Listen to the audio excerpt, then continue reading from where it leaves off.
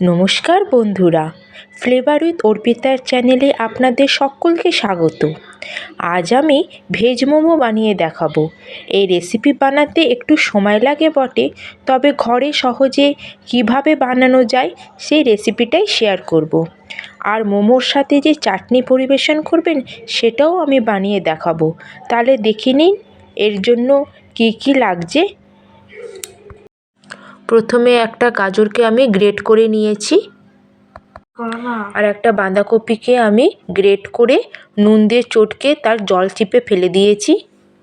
আর চাটনি বানানোর জন্য লাগছে 3টে মিডিয়াম টমেটো, 5-6 কোয়া রসুন আর 7-8টা শুকনো লঙ্কা। মোমোর চাটনি একটু ঝাল হয়। এখানে একটা পেঁয়াজ নিয়েছি, যেটা ছোট ছোট করে কুচিয়ে নিয়েছি। 1 চা চামচ রসুন কুচি, 1 চা চামচ আদা কুচি, 4-5টা লঙ্কা কুচি আর কিছু ধনেপাতা, আর নিয়ে নেব সোয়া সস। প্রথমে মোমোর চাটনি বানিয়ে দেখাবো। তার জন্য কড়াইয়ে 1 কাপের বেশি জল দিয়ে দিলাম। টমেটোগুলো দিয়ে দেবো।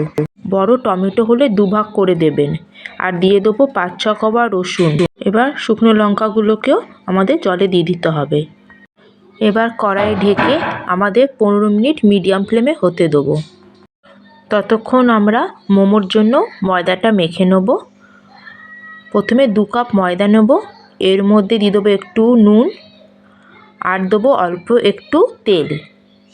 ময়দার সাথে নুন আর তেলটা ভালো করে মিশিয়ে ময়দাটা মেখে নেব। আমার ময়দাটা মাখা হয়ে গেছে। এবার এটাকে আমি 30 মিনিটসের জন্য ঢেকে রেখে দেবো। চাটনির জন্য টমেটো বয়েল হয়ে গেছে। এবার এটা ঠান্ডা হলে একটা পাত্রের মধ্যে ঢেলে দেবো। দিয়ে টমেটোর খোসা ছাড়িয়ে আমি মিক্সিতে এটা পেস্ট করে নেব। টমেটোর মধ্যে পরিমাণ মতো নুন মিশিয়ে দিলেই আমার রেডি হয়ে গেল মোমোর চাটনি। মোমোর ভেতরে পুর তৈরি করার জন্য প্রথমে কড়ার মধ্যে আমি রিফাইন তেল নিয়ে তাতে গ্রেট করে রাখা রসুন কুচি দিয়ে দেবো। এবার দিয়ে দিলাম গ্রেট করে রাখা আদা কুচি। আদা রসুন অল্প একটু নাড়াচাড়া করে দিয়ে দেবো কাঁচা লঙ্কা কুচি। এবার দিয়ে দেবো কেটে রাখা পেঁয়াজ কুচি। সব উপকরণগুলোকে অল্প একটু নাড়াচাড়া করব, এটা ভাজা হবে না। এবার এর মধ্যে দিয়ে দেবো গ্রেট করে রাখা বাঁধাকপি, দিয়ে দেবো গ্রেট করে রাখা গাজর কুচি আর পরিমাণ মতো নুন। সব কিছু দিয়ে ভালো করে মিশিয়ে নিতে হবে। এই সবজি ভাজা হবে না, খালি অল্প একটু সেঁতলে নেব। একটু ধনেপাতা কুচি আর 1 টেবিল স্পুন মতো সোয়া সস দিয়ে দিলেই আমার মোমোর পুর রেডি হয়ে যাবে। পুরটা একটা জায়গায় ঢেলে ঠান্ডা হতে দেবো। এবার আমি মোমো বানিয়ে দেখাবো। ময়দা থেকে আমি ছোট ছোট লেচি কেটে নিয়েছি।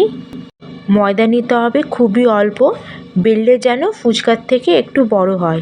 প্রথমে গোল করে শুকনো ময়দা মিশিয়ে বেলতে হবে, যতটা পারা যায় পাতলা করে। যত পাতলা বেলা হবে তত খেতে ভালো হয়। এবার এর মধ্যে আমি দিয়ে দিচ্ছি পুর একটু বেশি করেই দিচ্ছি। এবার দুদিকটা একসাথে মুড়ে আমি পাট করে মুড়ে নেব। মোমোর শেপ কিন্তু নানা ধরনের হয়, আপনাদের পছন্দের মতো শেপ বানিয়ে নেবেন। আমি আমার পছন্দের মতো এই শেপটি বানিয়েছি। আমি আরেক ধরনের মোমোর শেপ বানিয়ে দেখাচ্ছি। লেচিতে শুকনো ময়দা লাগিয়ে আমি পাতলা করে বেলে এর মধ্যে বেশি করে পুর দিয়ে নিয়েছি। দুদিকের আমি মুখটাকে জোড়া লাগিয়ে দিলাম যাতে পুরটা বেরিয়ে না আসে। এবার দুদিকের মুখটাকে একসাথে এরম করে আমি চেপে দেবো যাতে এটা খুলে না যায়। তো দেখুন বন্ধুরা, আমার আরেকটি শেপ তৈরি হয়ে গেল। এভাবেই আপনারা নিজেদের পছন্দের মতো মোমো বানিয়ে নিন। মোমো বানানোর জন্য প্রথমে আমি জল বসিয়ে দিয়েছি। এবার ছিদ্র পাত্রের মধ্যে তেল লাগিয়ে সব মোমোগুলোকে আমি সাজিয়ে নেব। মোমোগুলো সাজানোর সময় আমাদের দেখতে হবে যাতে গায়ে গায়ে লেগে না থাকে। দেখুন বন্ধুরা, আমরা সব মোমো সাজিয়ে নিয়েছি।